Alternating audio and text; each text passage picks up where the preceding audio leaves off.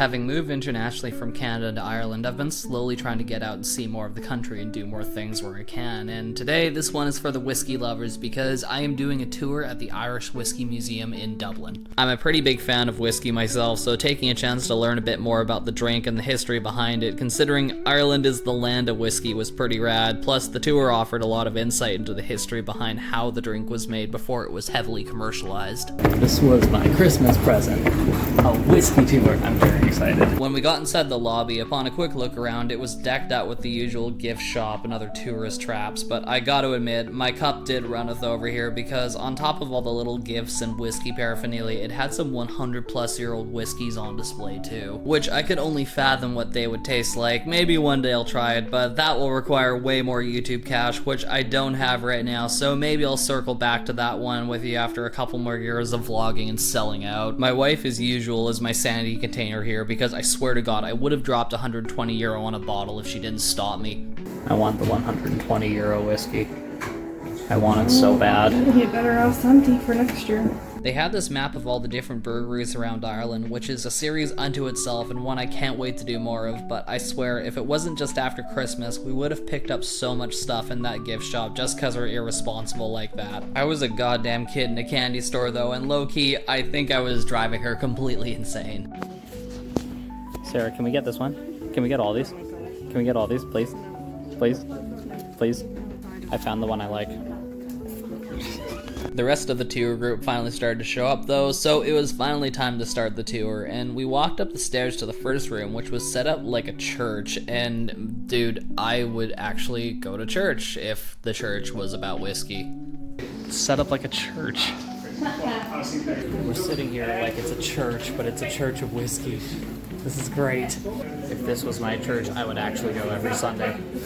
Every Sunday. The history on this tour was pretty dialed in, and it covered everything from the origins in the 1400s, where the distillation process was slowly learned and adapted to beverages when initially it was meant for perfume, to its growth and popularity in the 16th and 17th centuries, dating back to the first licensed distillery, which was Bushmills in County Antrim, and the golden age in the 18th and 19th centuries, the decline in the 19th century and early 20th century, and ultimately the revival into the late 20th century. My favorite bit though was the part about the Irish wake and its origins around quite literally being meant to wake the dead, because people were homebrewing their whiskeys and slipping into a coma, so the whole point of the wake was to make sure the person who died was actually dead. Funny enough though, by pouring Ishkabaha down their throat, there was a good chance it would actually wake the person who was in the coma, so there is a water of life fun fact for you. Anyway, there's your SparkNote history lesson. It was finally time for my favorite part, the tasting room. Now, we had 4 different whiskeys to try: Dead Rabbit, Powers, the Irishman, and Napoe Castle. Naturally, the triple distilled is going to be way smoother, but the first and the last 2 especially had kick to them. I also learned how to smell whiskey properly, which you did by sticking your nose in the glass and breathing in through your mouth, and you get all the tasting notes that way. Dead Rabbit was the double distilled whiskey, so it wasn't as sweet and truly was the definition of the hardest drink of the day. I was pretty okay with it, but Sarah was dying the whole way through because she's not normally a whiskey drinker to begin with, but to my surprise, turned out she really liked Powers. Let this day be known, Sarah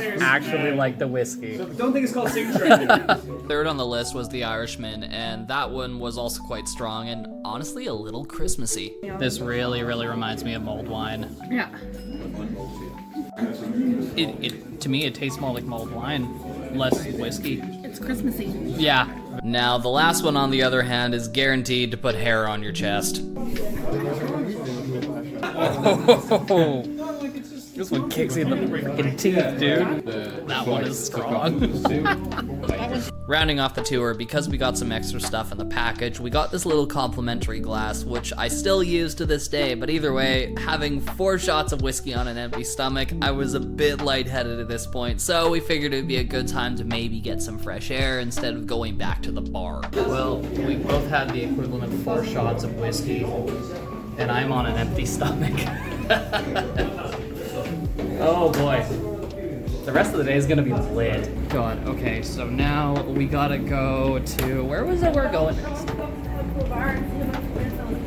That's right, it's off the Temple Bar now. Now, prefacing I'm lazy when it comes to editing, and this was shot right before New Year's Eve, so the wife wanted to go find some earrings initially at Temple Bar, so on we went window shopping along the way and seeing where the road takes us. Did someone lose a shoe? Someone lost a shoe.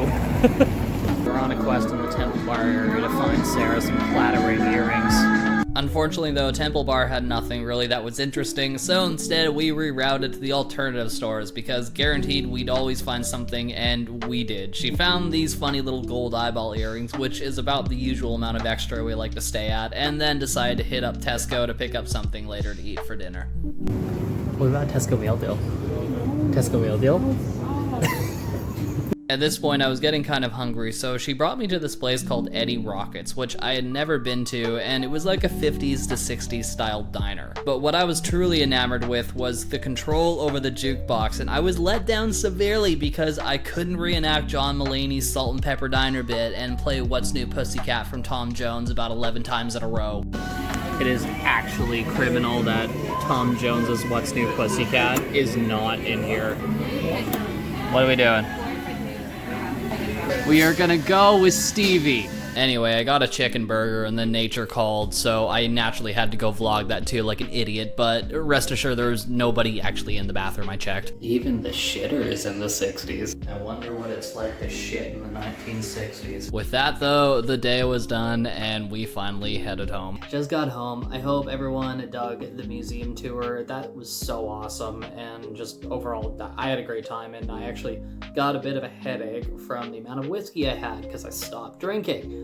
So please subscribe, comment, throw me a like, and I shall see you guys next video.